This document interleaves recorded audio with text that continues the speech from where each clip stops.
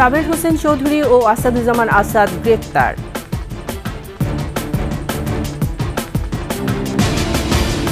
সাম্প্রদায়িক সম্প্রীতি নষ্ট করতে থেমে নেই গুজব, ষড়যন্ত্র, ভারতে বাংলাদেশ বিরোধী অপপ্রচার। ক্রান্তি লগ্নে দেশকে অস্থিতিশীলতা থেকে রক্ষা করেছে সেনাবাহিনী, পদোন্নতি পর্ষদের প্রধান উপদেষ্টা। অনিশ্চিত ডিগবাজি ওমরের রাজনৈতিক ভবিষ্যৎ, অঢেল সম্পদ অর্জনের নিরপেক্ষ তদন্ত দাবি।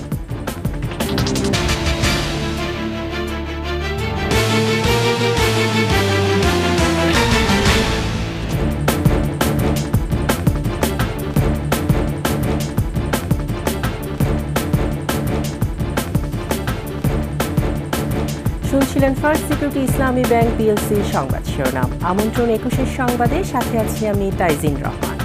দর্শক, 21 টেলিভিশনের সংবাদ একই সাথে সরাসরি দেখতে পাবেন আমাদের ফেসবুক পেজ www.facebook.com/2124 অনলাইনে।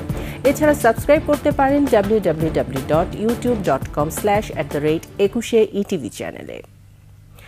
সাবেক পরিবেশ মন্ত্রী সাবের হোসেন চৌধুরী ও রাজশাহী ৩ আসনের সাবেক সাংসদ আসাদুজ্জামান আসাদকে গ্রেফতার করেছে আইনশৃঙ্খলা বাহিনী। রোববার বিকেলে সাবের হোসেন চৌধুরীর গুলশানের বাসায় অভিযান চালিয়ে মহানগর গোয়েন্দা পুলিশ তাকে গ্রেফতার করে। আর বৈষম্য বিরোধী ছাত্র আন্দোলন চলাকালীন ছাত্র জনতার উপর হামলার ঘটনায় আসাদুজ্জামান আসাদকে দুপুরে বাড়িধারা থেকে গ্রেফতার করে র্যাব। তাকে রাজশাহীর বোয়ালিয়া থানায় হস্তান্তর কার্যক্রম প্রক্রিয়াধীন রয়েছে। আর সাবের হোসেন চৌধুরীকে ডিবি হেফাজতে নেওয়া হয়েছে।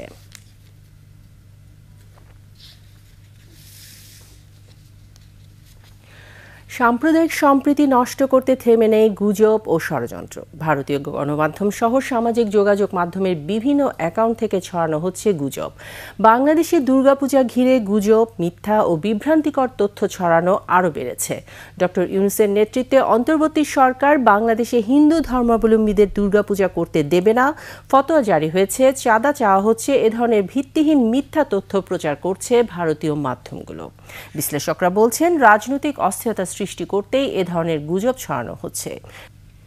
প্রধান উপদেষ্টা অধ্যাপক ডক্টর মোহাম্মদ ইউনূস বলেছেন, দেশের ক্রান্তি লগ্নে সেনাবাহিনী মানুষের পাশে এসে দাঁড়িয়েছে এবং একটি অন্তর্বর্তীকালীন সরকার গঠনের প্রক্রিয়াকে ত্বরান্বিত করে দেশকে অস্থিতিশীল পরিস্থিতির হাত থেকে রক্ষা করেছে। সেনা সদর নির্বাচনী পর্ষদ 2024-এর আনুষ্ঠানিক উদ্বোধনীতে প্রধান উপদেষ্টা আরও বলেন, এর ফলে সেনাবাহিনী আবারও দেশের মানুষের কাছে আস্থার প্রতীক হিসেবে স্বীকৃতি লাভ করেছে। এর আগে সকালে সেনা সদর দপ্তরে পৌঁছালে ডক্টর মোহাম্মদ ইউনূসকে স্বাগত জানান সেনাপ্রধান ওয়াকারুজ্জামান। এই সময় সেনা কর্মকর্তাদের পেশাগত দক্ষতা, সততা, বিশ্বস্ততা ও আনুগত্যের উপর গুরুত্ব আরোপ করেন প্রধান উপদেষ্টা। বলেন, সৎ, নীতিবান এবং নেতৃত্বের অনন্য গুণাবলী সম্পন্ন কর্মকর্তারা পদোন্নতির দাবিদার। রাজনৈতিক মতাদর্শের ঊর্ধ্বে থেকে যারা নেতৃত্ব দিয়েছেন তাদের পদোন্নতি নিশ্চিত করার নির্দেশও দেন ডক্টর মোহাম্মদ ইউনূস। দুর্নীতি আর ক্ষমতার লোভে হারিয়ে গেছে সেই স্বঘোষিত হ্যাডমওয়ালা রাজনীতিবিদ ব্যারিস্টার শাহজাহান ওমরের রাজনৈতিক ভবিষ্যৎ। বিএনপি থেকে ডিগবাজি দিয়ে 7ই জানুয়ারি বিতর্কিত নির্বাচনে আওয়ামী লীগের টিকিটে এমপি হয়ে হারিয়েছেন একুল ওকুল দুকুলি।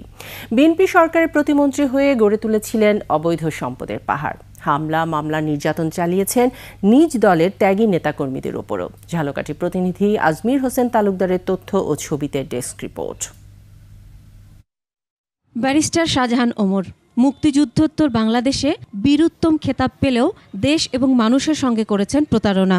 সমাজের জন্য রাজনীতি না করে ব্যক্তি স্বার্থে হয়ে ওঠেন প্রতাপশালী রাজনীতিবিদ।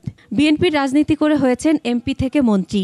নিজ নির্বাচনী এলাকা ঝালকাঠি জুড়ে ছিলেন দলের একক নীতি নির্ধারক। সেই বিএনপির সঙ্গে বিশ্বাসঘাতকতা করে কারাগারে আটক থাকা অবস্থায় আওয়ামী লীগের সঙ্গে আঁতাত করে বনে যান নৌকার মাঝি। সবশেষে প্রহসনের নির্বাচনে আবারও প্রবেশ করেন বিতর্কিত সংসদে। সেই দোর্দণ্ড প্রতাপশালী ক্ষমতার লোভে ছিটকে পড়েছেন রাজনীতির মাঠ থেকে আস্থা করে। বিএনপির কেন্দ্রীয় নেতা হয়েও দলের মধ্যে বিভেদ তৈরি করে তৃণমূলের নেতাকর্মীদের ওপর চালিয়েছেন নির্যাতন। শাহজাহান ওমরের অবৈধভাবে সম্পদ অর্জনের বিষয়ে নিরপেক্ষ তদন্ত চান একসময়ে তারই রাজনৈতিক কর্মীরা।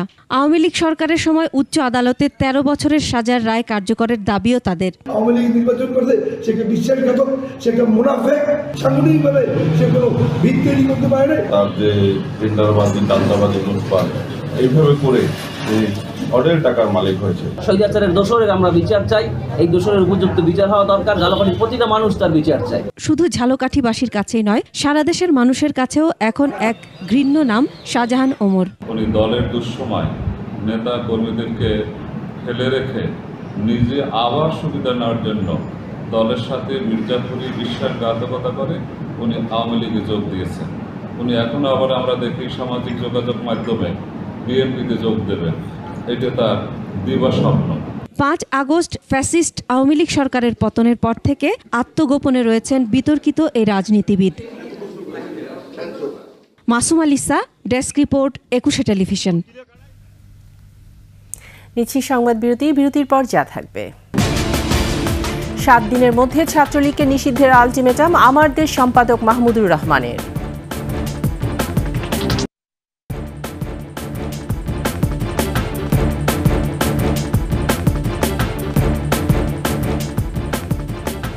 আবারও আমন্ত্রণ 21 সংবাদে।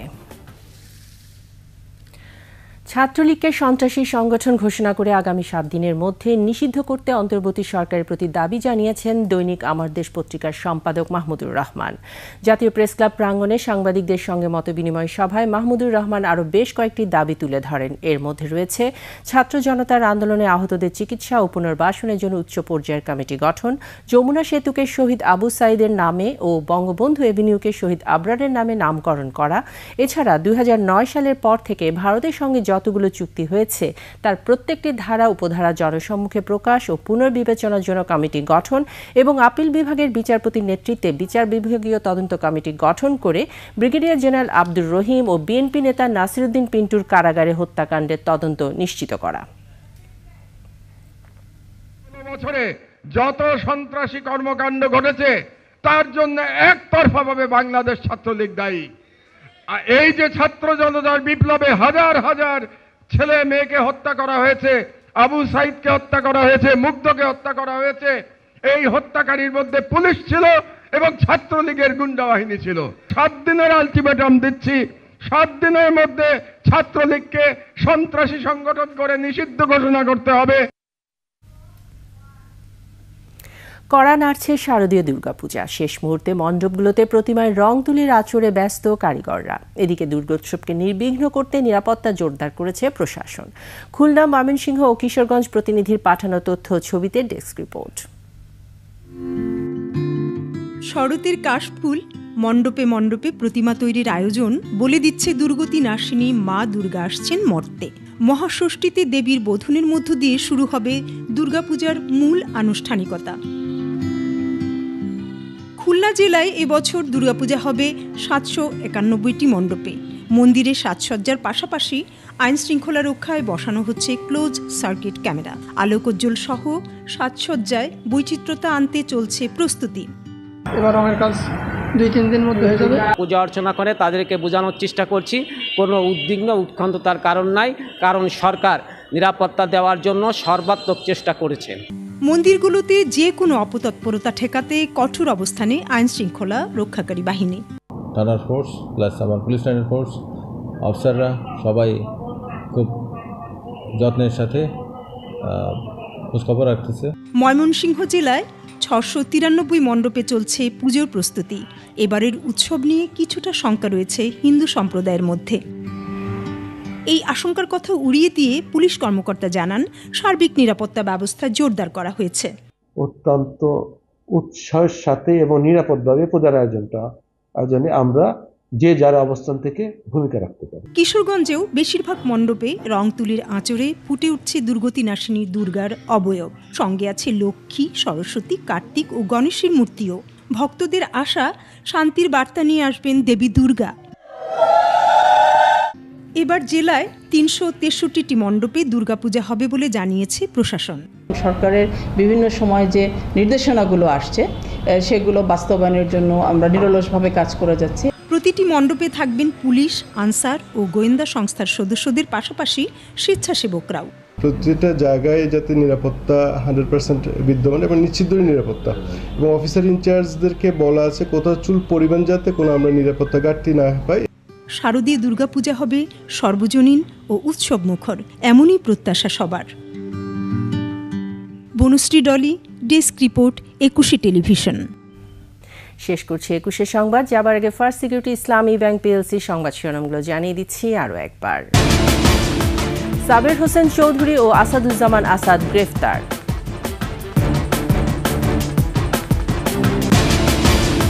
সাম্প্রদায়িক সম্প্রীতি নষ্ট করতে থেমে নেই গুজব, ষড়যন্ত্র, ভারতে বাংলাদেশ বিরোধী অপপ্রচার। ক্রান্তি লগ্নে দেশকে অস্থিতিশীলতা থেকে রক্ষা করেছে সেনাবাহিনী, পদোন্নতি পর্ষদের প্রধান উপদেষ্টা। অনিশ্চিত ডিগবাজি ওমরের রাজনৈতিক ভবিষ্যৎ, অঢেল সম্পদ অর্জনের নিরপেক্ষ তদন্ত দাবি।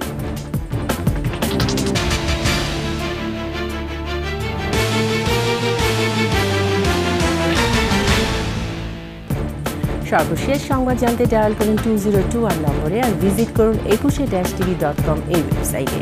ফেসবুকে ভিজিট করতে পারেন www.facebook.com/2124 অনলাইনে। এছাড়া সাবস্ক্রাইব করতে পারেন www.youtube.com/@21etv চ্যানেলে। এতক্ষণ সঙ্গে থাকার জন্য ধন্যবাদ। পরবর্তী সংবাদ রাত 11টায় দেখার আমন্ত্রণ রইল। 21-এর সাথে থাকুন।